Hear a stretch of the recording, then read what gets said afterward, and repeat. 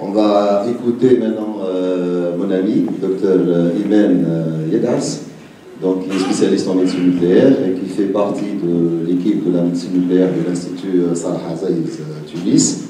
Donc il va nous parler de l'apport du PET scan dans la prise en charge du nodule pulmonaire et du cancer du poumon de façon générale. Voilà Imen, à toi la parole. Merci, bonjour cher assistant. Je devais tout d'abord remercier la STEMARA pour cette invitation, d'autant plus que c'est un sujet qui me tient particulièrement à cœur. Donc on va aborder aujourd'hui l'apport du PET scan dans les cancers bronchopulmonaires et l'accessibilité en Tunisie. Donc la TEP ou tomographie par émission dépositant au PET scan pour les anglophones, c'est une technique de médecine nucléaire. On va utiliser des radiotraceurs assez énergétiques. Et le radiotraceur le plus utilisé, c'est le 18FFDG, parce que c'est un analogue du glucose, donc son métabolisme va suivre celui du glucose. Et comme vous savez, les cellules aussi bien tumorales qu'inflammatoires, pour leur multiplication, ils vont consommer davantage de glucose. Donc qu'est-ce qui se passe? Le FDG va entrer dans ces cellules grâce aux transporteurs membranaires, les GLUT1 et GLUT4, qui se trouvent en concentration accrue dans ces cellules. Ils vont subir tous les deux la première phosphorylation par l'exokinase. Le glucose va poursuivre son chemin, c'est le fameux cycle de Krebs. Et le FDG, il n'est pas reconnu par la deuxième enzyme. Il va être piégé à l'intérieur de cette cellule. Et grâce à l'émission gamma, on va les détecter par nos machines TEP. Donc, quelques précautions à prendre pour les patients qui vont bénéficier de cet examen. Le patient doit être à jeun minimum 4 à 6 heures pour garantir une glycémie optimale inférieure à 7,5 millimoles. Il doit être bien hydraté. On doit s'assurer bien sûr de l'absence de la grossesse et l'allaitement doit être arrêté pendant uniquement 12 heures. Bien sûr, puisqu'on dit qu'il consomme de glucose, donc il faut éviter tout effort physique avant l'examen. Pour les patients anxieux, on n'hésite pas à leur donner des bêta-bloquants, bien sûr, après avoir éliminé les contre-indications. Donc, après avoir injecté à heure fixe le produit, le patient doit être au repos complet pendant 1 heure. J'ai insisté sur quelques notions pour les dates à respecter ou les délais à respecter entre le PET et la thérapeutique. Pour la chimio, il faut un délai entre 3 à 6 mois. Pour la radiothérapie, c'est entre 3 à 4 mois, 6 semaines, pardon. Pour la radiothérapie, c'est 3 à 4 mois et la chirurgie, c'est environ 4 à 6 mois. Donc, l'apport, on va aborder tout d'abord l'apport de la TEP dans les cancers bronchopulmonaires. Je ne vous apporte rien, c'est un problème de santé publique. Malheureusement, il est découvert à un stade métastatique dans 65 à 70% des cas, avec une survie globale à 5 ans pour ces patients qui ne dépassent pas les 17%. Le pronostic, donc le traitement, dépend du stade. Et c'est pour cela qu'il faut un bilan lésionnel exhaustif et précis. Et là, la TEP entre en jeu dans le diagnostic et la caractérisation d'un nodule pulmonaire isolé, dans la stadification, en cas de suspicion de récidive, aussi pour évaluer la réponse thérapeutique dans le cadre d'un restaging, la planification de la radiothérapie, mais la TEP n'a pas de place ni dans la surveillance systématique, ni dans le suivi. Donc, on va tout d'abord parler de la caractérisation d'un nodule pulmonaire solitaire qui se trouve, c'est une indication qui devient de plus en plus fréquente parce que vu l'augmentation des nombres de scanners réalisés pour d'autres pathologies, la découverte fortuite de ces nodules ou aussi dans le cadre de dépistage, il nous adresse les patients pour caractériser ces nodules pulmonaires isolés. Et là, la TEP a montré une sensibilité très importante, au-delà de 95%. Elle est assez spécifique avec une forte valeur prédictive positive, négative et positive. Ça a été confirmé sur la plupart des papiers qui ont proposé comme seuil de malignité de SUV égal à 2,5. Donc, quand on demandait la TEP, avant c'était à partir d'un nodule de 1 cm. Maintenant, c'est à partir d'un nodule solide de 8 mm. Et on peut un peu orienter le diagnostic histologique, je dis bien on peut un peu. En fait, les épidermoïdes sont les plus hyperfixants, donc ils ont un SUV pic plus important. En deuxième lieu, arrivent les adénocarcinomes. Bien sûr, on a notre lot de faux positifs. Il s'agit généralement des pathologies inflammatoires ou infectieuses. Il ne faut pas oublier qu'on est encore un pays endémique de tuberculose. Quant aux faux négatifs, c'est généralement les micronodules. Donc, c'est les nodules au-dessous de 5 mm, mais dans ce cadre, notre valeur prédictive positive, elle est très forte. Les tumeurs peu ou non avides de FDG, vous voyez ça dans notre conclusion, sous réserve d'un type histologique peu avide de FDG. Généralement, c'est les lipidiques, les carcinoïdes ou les mucineux, ou s'il y a une grande composante en verre dépoli. Certaines équipes préconisent de faire ce qu'on appelle un examen en dual point. On fait une acquisition standard à 100 minutes, puis on refait une acquisition à 100 minutes de l'injection. Et s'il y a une progression de SUV de plus de 10%, au temps tardif, ça évoque une exactitude diagnostique de 85%. Cela améliore un peu la sensibilité sans que la spécificité soit changée. Donc, en fonction de la présentation clinique, si la TEP elle est positive, il faut soit biopsier ou directement aller opérer. Si la TEP elle est négative, la surveillance se fait uniquement par le scanner. Et si dès le départ, il y a une probabilité élevée de malignité, la TEP entre dans le cadre de bilan d'extension. Pour les nodules non solides, en théorie, la TEP n'a pas de place, vu sa faible sensibilité et spécificité, sauf s'il y a une composante solide importante. Ça, c'est une indication qui peut être discutée au sein d'un RCP. Et ce cutoff de 2,5 qu'on retient comme signe de malignité. Donc, on va maintenant parler de la stadification apportée par la TEP. On va tout d'abord parler de la taille.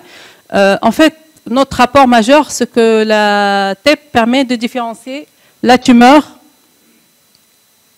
de la téléctasie autour. Et la TEP vient compléter la TDM injectée qui reste l'examen de référence. En plus, on dit que la fixation, elle est corrélée à la taille de la tumeur. Et c'est un examen qui permet d'étudier l'envahissement pleural et aussi de préciser et d'apprécier cette atteinte pariétale, avec une sensibilité de 95%, mais quand même, ça reste un examen assez peu spécifique dans cette indication. Pour le staging ganglien, en fait, il y a un impact derrière. Et c'est un impact thérapeutique majeur, en fait, qui dépend de cette extension ganglionnaire. S'agit-il d'une atteinte 1,2 ou 1,3? Et cette prévalence de cette atteinte ganglionnaire, elle varie en fonction de la taille. Donc, elle est de 19,5% pour les tumeurs au-dessous de 2 cm. Elle augmente à 32,5% pour les tumeurs entre 2 et 3 cm. Et les études, là, ils sont unanimes sur la supériorité de la TEP par rapport à l'imagerie conventionnelle, avec une très grande sensibilité, spécificité, valeur prédictive positive et valeur prédictive négative, qui peut atteindre les 95%, mais qui chute à 79% dès que le diamètre des adénopathies dépasse les 15 mm de petit axe. Et on dit que l'adénopathie, elle est suspecte de malignité dès que son SUV est égal au moins à 30% de la tumeur primitive. Donc, concernant le faux positif, c'est toujours en relation avec une antécédent de maladie pulmonaire, mais aussi en cas d'hyperplasie réactionnelle ou une origine inflammatoire, comme on a dit tout à l'heure, la tuberculose, la sarcoïdose. Et Depen a réalisé une revue systématique de la littérature très importante. Il a comparé la sensibilité et la spécificité de la TEP pour la détection des métastases ganglionnaires dans les pays où l'infection était non endémique et dans les pays où l'infection non endémique. Et la sensibilité était presque kiff-kiff, mais la spécificité a chuté de 16%, ce qui est alarmant quand même. Donc, pour résumer un peu, en absence d'une hyperfixation médiastinale, il n'y a pas lieu de faire une exploration médiastinale supplémentaire, sauf pour les tumeurs centrales, pour l'envahissement hilaire, si l'adénopathie dépasse 15-16 mm et si la tumeur initiale primitive est déjà elle est peu fixante.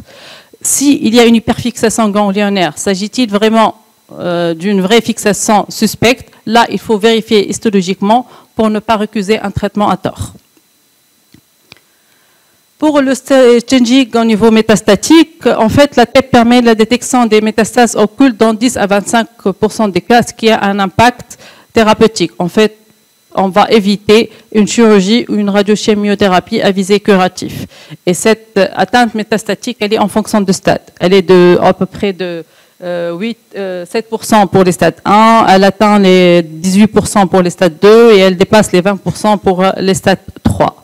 Donc, la plus grande méta-analyse qui s'est intéressée à ce sujet, elle a étudié 8700 presque patients et elle a elle a montré que la TEP, elle est très performante pour tout ce qui est métastase intrathoracique, extrathoracique, point de vue ganglionnaire aussi métastatique, concernant surtout ces localisations principales, qui sont les localisations osseuses, surrénaliennes, qui posent un petit problème sur le scanner à cause des faux positifs en relation avec cette hyperplasie bénigne des surrénales, les métastases hépatiques, les tissus mous. Pour le cerveau, bien qu'on est spécifique, mais c'est l'IRM qui reste l'examen de référence.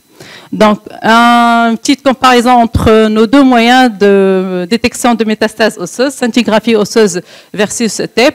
Là, la TEP l'emporte la main haute, donc il est obsolète de faire une scintigraphie osseuse supplémentaire chez un patient qui a déjà bénéficié d'un examen PET. Donc, tout simplement parce que la scintigraphie osseuse va mettre en évidence cette réaction osteoblastique corticale. Par contre, la TEP, elle peut montrer la lésion néoplasique au niveau cortical et médulaire, comme vous voyez sur cette image. Là, il y a une fixation, un hypermétabolisme très abondant au niveau de cette vertèbre, sans traduction morphologique évidente sur le scanner. Donc, tout cela pour vous dire qu'il y a un impact thérapeutique, un impact sur la prise en charge.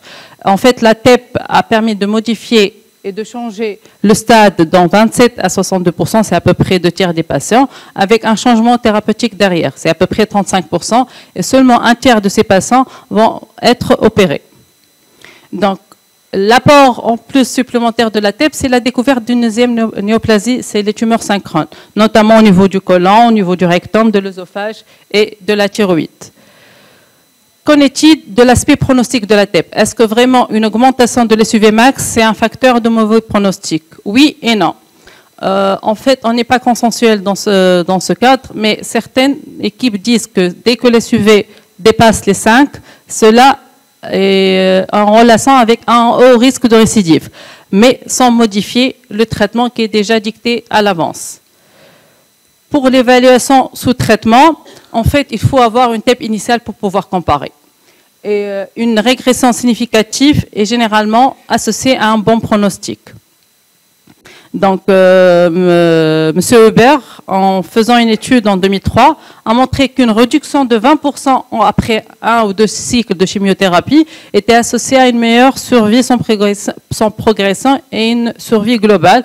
Et ainsi, la TEP peut prédire la réponse précoce à la chimiothérapie, bien sûr, en respectant ce délai de 3 semaines minimum.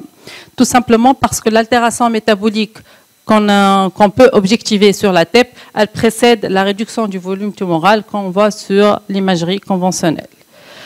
On peut aussi évaluer nos patients qui ont eu de la radiothérapie parce qu'on arrive à différencier les remaniements post-radiothérapie d'une lésion active. Et pour la recherche de maladies résiduelles post-chirurgie, là aussi, on est assez performant. Pour l'évaluation de l'immunothérapie, c'est un nouveau challenge pour nous aussi, je pense aussi pour nos amis radiologues.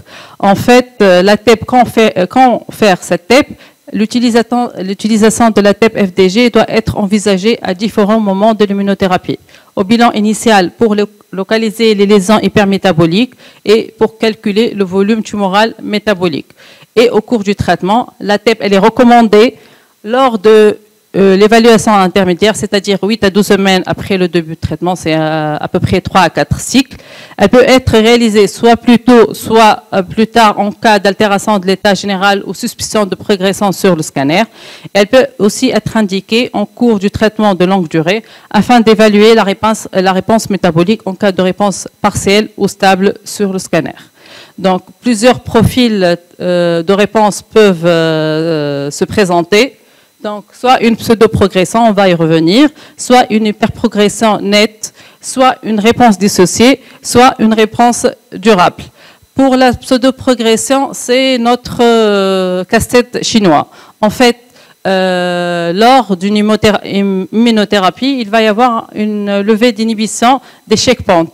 Donc, 2 cas de figure peuvent se présenter. Soit la cellule tumorale va continuer à se multiplier et échapper à cette immunothérapie, soit il va y avoir un afflux de macrophages et des lymphocytes autour de ces cellules tumorales.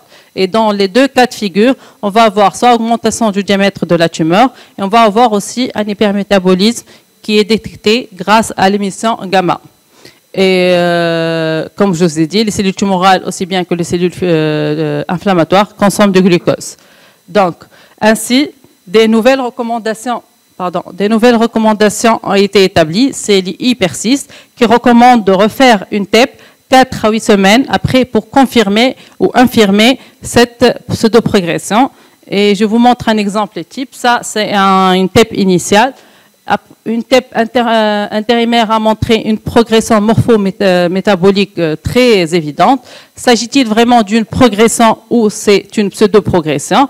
En contrôlant par une deuxième TEP intérim, on a confirmé qu'il s'agissait bien d'une pseudo-progression.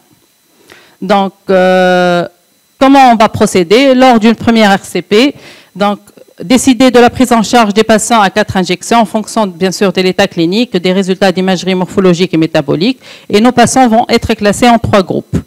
Donc, en cas de non-réponse pour progression évidente, on va arrêter l'immunothérapie. S'il y a une réponse ou une stabilité de la maladie, là, il est recommandé de poursuivre l'immunothérapie. En cas de suspicion de pseudo-progression, on va réaliser 2 injections supplémentaires, puis on va recontrôler et on va reclasser nos patients soit en répondeur ou non répondeur. Mais toujours se fier à l'état clinique du patient qui prime. Certaines équipes proposent une méthode simple et reproductible qui est le score de Hopkins. C'est le score de Ville-like. Le score de Ville, c'est le score qu'on utilise pour l'évaluation thérapeutique des lymphomes. Quand ce qu'on va faire, on va évaluer qualitativement la fixation du FDG de la tumeur primaire par rapport au bruit de fond hépatique. Et on parle de TEP positif dès que cette fixation au niveau de la tumeur ou au niveau des localisations secondaires dépasse la fixation au niveau du foie.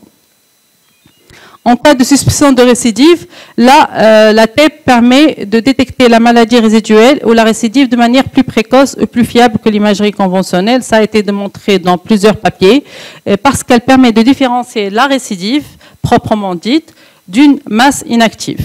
Et là, ça va vous faciliter après la prise en charge de vos patients. Pour le planning de la radiothérapie, comme vous savez, les cancers bronchopulmonaires stade 3, qui représentent à peu près 20% de nos patients, ils sont inopérables. Le traitement de référence, c'est la radiochimiothérapie concomitante. Et depuis 2017, la TEP a été préférée au scanner seul parce qu'elle permet une définition plus précise et sélective du volume tumoral et elle peut exclure la téléctasie dans le volume à irradier et n'inclure que les atteintes ganglionnaires vraiment positives sur la TEP et abandonner cette stratégie d'irradiation prophylactique des chaînes médiastinales au profit d'une irradiation plus sélective. Donc, cela a permis de modifier la forme et le volume d'irradiation dans 22 à 62% des cas. Elle va diminuer aussi la variabilité individuelle des contouriques et, par conséquent, augmenter l'efficacité de la radiothérapie tout en diminuant la toxicité. En fait, on va déterminer cette BTV et les radiothérapeutes sont aisés à déterminer cette GTV. C'est le volume cible qu'ils vont irradier. Un petit mot sur la radiothérapie stéréotaxique. Donc, cette radiothérapie stéréotaxique, elle est indiquée pour les stades 1-2, classés T1, T2, N0, M0. En cas de contre-indication, c'est-à-dire comorbidité cardiovasculaire, une fonction respiratoire altérée ou refus de la chirurgie qui reste un traitement de référence, cette stéréotaxie peut être indiquée même si on n'a pas la preuve histologique. Mais ça émane d'une décision de RCP. Et pour cela, cette indication, elle est retenue pour les T1, T2, N0, M0, avec une évolutivité de plus de 2 mm sur le scanner à 3 mois d'intervalle, fibro et recherche de BK négatif, et comme seuil de malignité de SUV, il doit être supérieur ou égal à 2,5. Un petit mot pour les CPC, je vais parler rapidement de 2 études. Une en 2004 menée par Brink, qui a colligé 120 patients et qui a comparé la performance de la TEP par rapport à l'imagerie standard, scanner, IRM cérébral et scintille osseuse. Et la conclusion était que la TEP avait une meilleure exactitude diagnostique, ce qui a impacté un peu la prise en charge thérapeutique et a réduit le nombre d'investigations parfois invasives. Ça a été confirmé par Martouchy en 2020 par sa revue de la littérature qui a montré que l'exactitude de la TEP elle est meilleure que le scanner avec un changement de stade de près 15% des cas. Donc, pour résumer, la TEP elle est recommandée pour caractériser un nodule pulmonaire de taille supérieure à 8 mm à risque faible ou modéré, pour les nodules mixtes à plus de 15 mm persistants à 3 mois, dans le cadre d'un bilan d'extension CNPC, en l'absence bien sûr de localisation à distance avérée sur le scanner ou l'IRM, suspicion de récidive des cancers bronchopulmonaires et en position de radiothérapie dans les 3 semaines avant la radiothérapie sans dépasser les 6 semaines. Mais on peut aussi proposer cette TEP pour les patients oligométastatiques potentiellement éligibles d'un traitement curatif, pour les bilans d'extension des CPC, aussi pour mieux caractériser le volume tumoral à irradier, pour évaluer la réponse tumorale au traitement systémique dans le cadre d'un restaging, pour le diagnostic différentiel entre récidive, maladie résiduelle et fibrose post-radique, et aussi pour les nodules partiellement solides, si la partie solide dépasse les 8 mm, dans le but de guider le choix de la biopsie. Donc, l'accessibilité, on est assez accessible. En fait, on a 4 services de médecine nucléaire équipés par une TEP, 3 en public et 1 en privé, mais il faut savoir qu'on a une logistique assez particulière parce qu'on a une seule firme qui produit le FDG et qui transporte ce FDG sur toute la Tunisie. Donc, je pense que la plupart de vous a cette demande de TEP de l'Institut Salah Aziz que vous pouvez envoyer directement par email en évitant votre déplacement ou le déplacement d'un patient. Et en cas de besoin d'un renseignement, on va vous contacter.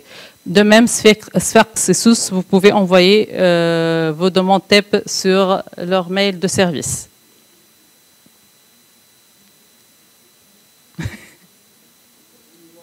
C'est le plus intéressant, je pense.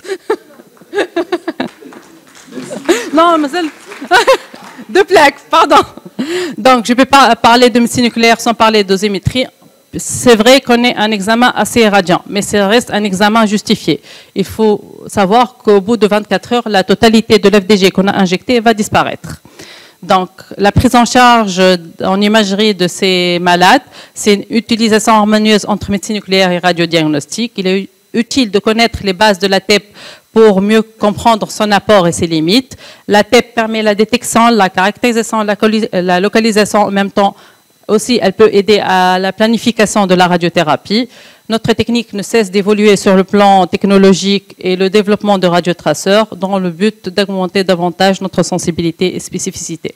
Merci pour votre... Maintenant, j'ai terminé. Donc, merci, Imen, bravo. Donc là, la TEP, quand même, c'est important de dire que la TEP, c'est un examen qui est disponible aujourd'hui, qui est accessible. Donc je pense que c'est important d'inclure cet examen dans la prise en charge de façon générale du cancer du poumon.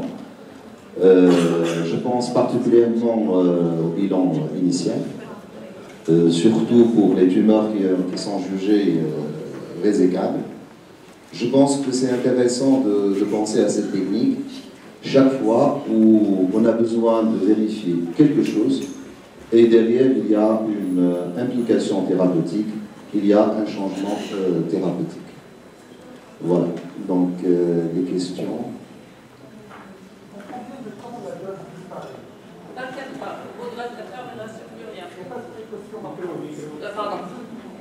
C'est au bout de 24 heures, il ne reste aucune trace de radiotraceur.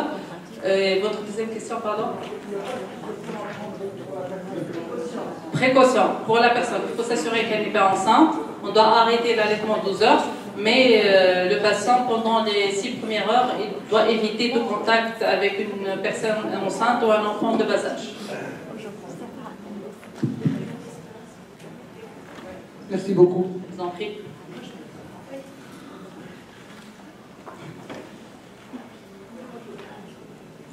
Je voulais juste rajouter une précision par rapport à... Parce que je pense qu'on m'attendait sur le nodule artère décollé.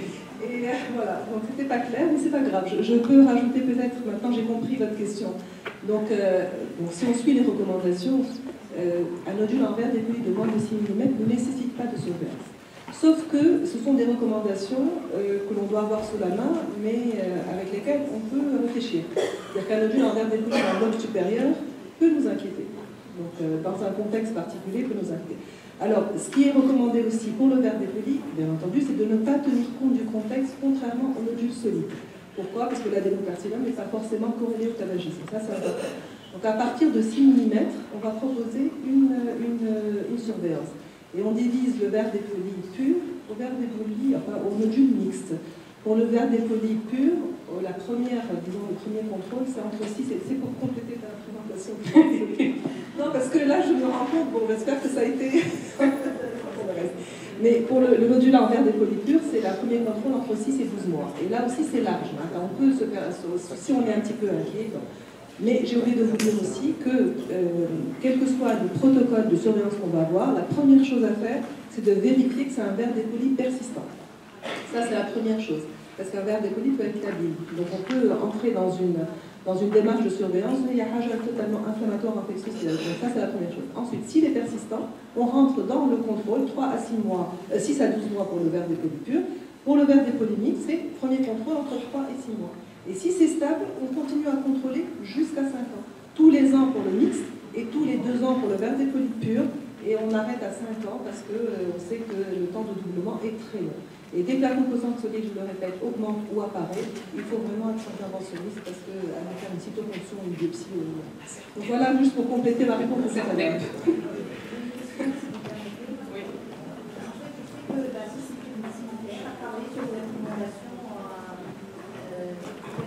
En collaboration avec d'autres sociétés savantes, particulièrement le CMA. Donc je voulais savoir, sur le plan pratique, la part du PET scanner dans le suivi des patients, surtout en rémission complète, avec des thérapies ciblées. Est-ce qu'il y a eu un changement? Je sais qu'il y a 2-3 ans, ce n'était pas, ça n'a pas été retenu, mais est-ce que vous recevez quand même des demandes dans le cadre du suivi des patients en rémission complète? Non, pas d'indication à la tête en suivi, surtout s'il est en rémission complète. Mais en cas de suspicion de récidive, là, oui, la tête a sa place. Moi, j'aurais une question. Disons 3 questions. 3 petites questions. La première,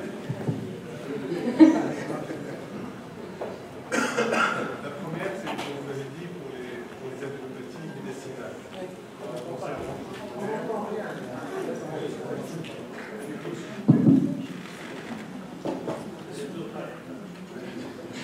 Pour les adénopathies médicinales, on fait un bilan d'extension initiale, on fait une TEP et on a un ganglion centimétrique sous-carinaire qui risque de changer un peu.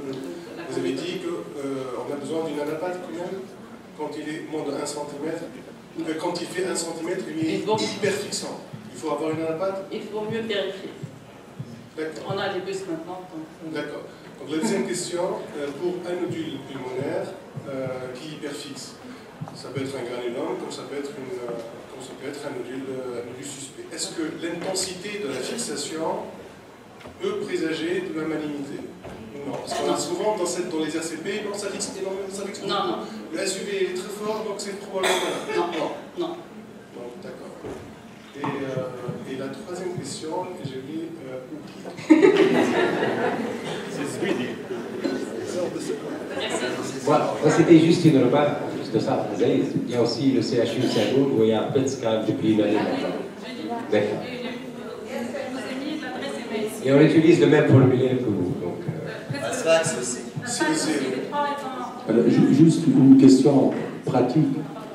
On dit souvent on fait pour les suivre, pour les fixations, ils comparent par rapport au vaisseau du diastème. Oui. Qu'est-ce qu'il en est? Donc ça c'est par rapport, parce que vous avez parlé de 2,5. Oui. Est-ce qu'il faut comparer ou pas? Première question. Alors, deuxième question, elle est d'ordre très pratique. Actuellement, la CNAM, moi, ce que je constatais, dans leur prise en charge, en dehors du cancer et du staging initial, ils ne vont pas. Les 2 ou 3 patients, il a fallu vraiment de longues discussions par rapport au module qui progresse et pour qui on propose une évaluation avant la biopsie transparentale, ou dans le cadre de staging, ou dans le cadre de la radiothérapie stéréotaxique pour des patients parfois inopérables. Et on a beaucoup de réticences de la CNAM. Est-ce qu'il y a des recours, des ententes? D'accord. En réponse à votre première question, en fait, la fixation au niveau du médiastin ne dépasse jamais les 2. Donc déjà, on est large si on dépasse les 2,5. En réponse à votre deuxième question, je laisse la parole à professeur Maïssi pour vous répondre sur la prise en charge du CNAM. peut-être aujourd'hui l'indication qui est retenue donc, comme début de prise en charge de cet examen par la CNAM, c'est essentiellement bilan d'extension pour les tumeurs résécales. Mais en fin de compte, l'examen, donc, il peut être demandé et peut être accordé, la prise en charge par la CNAM, chaque fois qu'il y a une décision et une possibilité de changement thérapeutique. Donc c'est ça l'accord, donc d'une façon générale, pour optimiser un peu l'utilisation de cette technique. En fait, à l'Institut Salah Hazaïs, on reçoit les demandes et on discute avec nos chers collègues pneumologues et on décide de la faisabilité au nom de la TEP. Parce qu'on a, une convention avec la CNAM, c'est à nous de prendre la décision.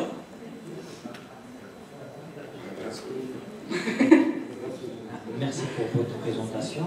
On est confronté dans notre pratique à des faux négatifs. Et ça nous pose vraiment des problèmes dans notre pratique. Comment on peut expliquer? Donc c'est des malades avec des TEP sans localisation secondaire. On envoie le malade au chirurgien qui nous appelle pour nous dire qu'on a trouvé des localisations secondaires. Voilà. Donc ça m'est arrivé pour un cancer digestif, ça m'est arrivé pour... voilà. Non, je parle de primor. Comment on peut expliquer ces points négatifs? En fait, c'est l'avidité de l'FDG. Il y a certains types histologiques qui sont peu avides de FDG. Nous, on injecte un produit qui est analogue du glucose, donc il va se comporter comme le glucose. Si ces cellules ne consomment pas de glucose, donc nous, on ne va pas le voir sur la bête. Ça dépend de l'histologie. Il y a des types histologiques qui ne captent pas, donc on ne peut pas explorer par ces Par exemple, le mucineux. Le mucineux, le bidique, le neuroendocrine, tout dépend de la cahier, du cahier. Je me suis rappelé la troisième question. Pour le nodule mixte, vous avez dit qu'à partir de 15 mm, on fait un PET. C'est indépendamment de la taille de la composante solide. Toujours une composante solide qui dépasse les 8 mm. Obligatoirement.